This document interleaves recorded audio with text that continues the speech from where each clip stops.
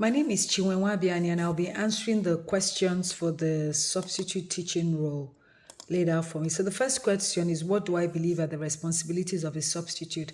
I believe that the responsibility of a substitute are ensuring the safety and well-being of the students, making sure that the school protocols are observed, ensuring that the lesson plans laid out by the regular teacher is done, is adhered to. Making sure that there's order in the class and that I'm supervising and walking around and making sure that the kids are focused and doing what they're supposed to do, and also ensuring that communication is professional, that we address each other in a professional and respectful manner, and that the students are actively engaged and focused on what they're doing. The second question will be, teachers are expected to leave lesson plans when they are absent. However, if no lesson plans are available upon your arrival, how would you handle the situation? First off, I will not panic because I know that life, things happen. You must learn to be flexible. First of all, I'll go to the online portal to see if there were any lesson plans that were left behind. I would also ask a fellow teacher teaching the same grade if there are any lesson plans one can follow through. And I'll also report at the admin desk. If all fails, I'll come out with an emergency plan of what I have to actually actively teach out. I'll come up with a lesson plan. I won't panic and just go on and on about it. Yeah, that's basically what I'll do, yes. Then also, the next question is, how would you ensure students remain engaged, stay on task, and achieve learning objectives? Additionally, how would you adapt your instructional approach to meet the needs of different grade levels and varying student ability?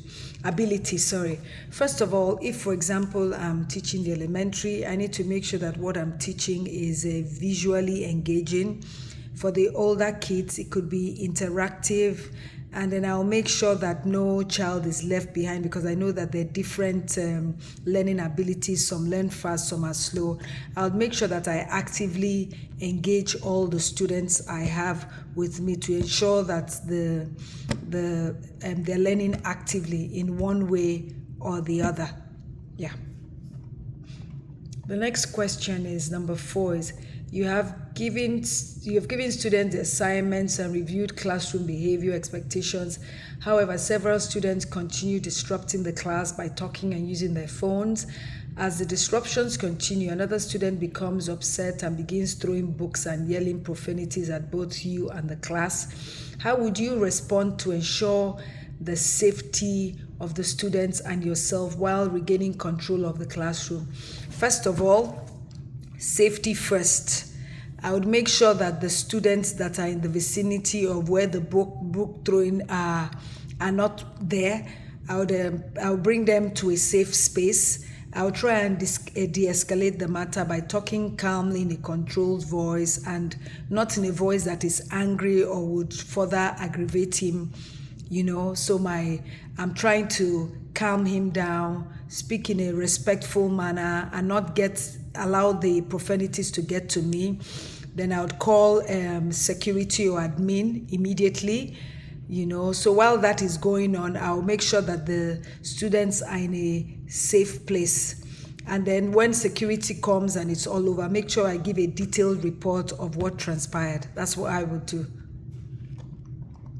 Then number 5, at times the last minute assignment changes may be necessary. If you arrive on campus and are asked to work in a different assignment than the one you originally accepted, how would you handle the situation? Well, I will handle it with flexibility and professionality.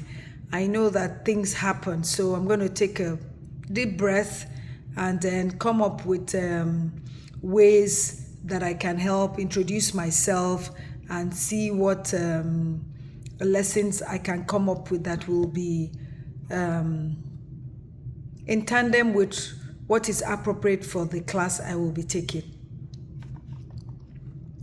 And then hopefully the rest of the day is successful. I'm not going to get upset over it because life happens. Yeah.